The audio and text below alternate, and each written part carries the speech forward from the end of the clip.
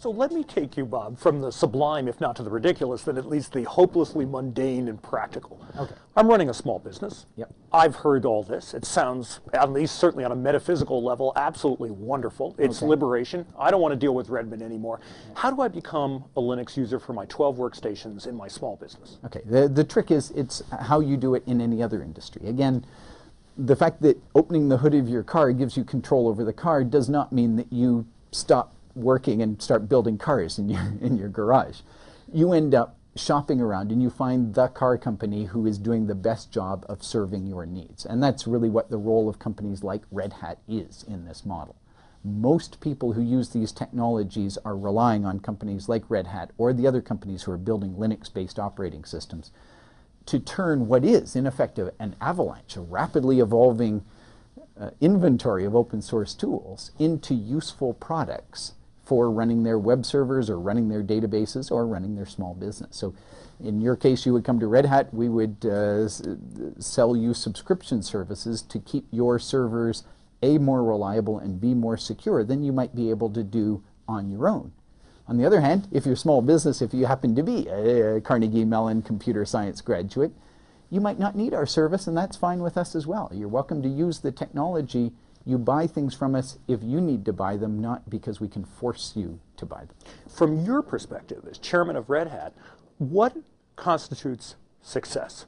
You've already done all the wonderful things of successful IPO, successful company, employees, people, and so forth. What success do you get? Is 90% of consumer or business desktops running Linux, Red Hat Linux, or somebody else's flavor of Linux versus Windows? Is that success?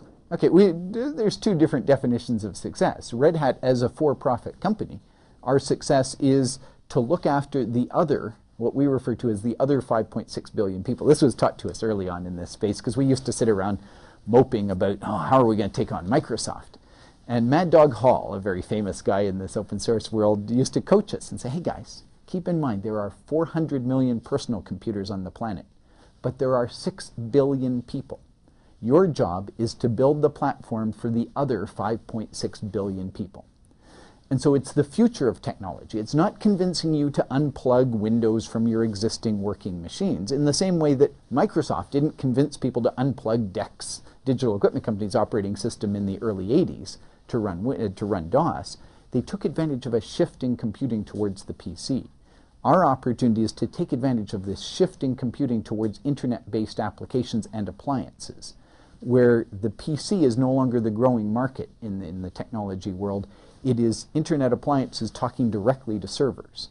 Both of those will run on Red Hat Linux. And so our definition of success is to become the operating system platform for the future killer apps of the internet age. Bob, a last question. What, in your opinion, is the next big thing? The next big thing. If I knew that... You wouldn't tell me. Absolutely. Well, not so much I wouldn't tell you, but I wouldn't have to work as hard for a living. The catch is the next big thing is, by definition, going to be internet connected. The real innovation of the internet is not Apache web servers and not SendMail. It's actually the concept of connecting every computer to every other computer, because it can make applications possible. It can allow us to do things that simply was not possible prior to this, when computers sat in little islands or were sat in isolation.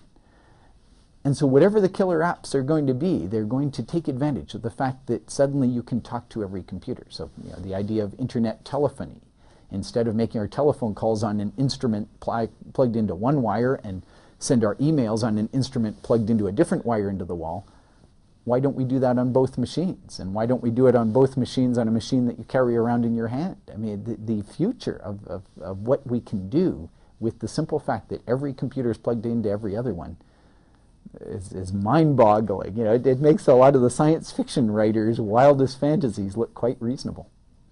Well, Bob Young, thank you so much for talking with us. Jeffrey, it's been a pleasure. A quick update, Red Hat seems to be heading for the black. The company says it's on track to reach profitability by the end of this year.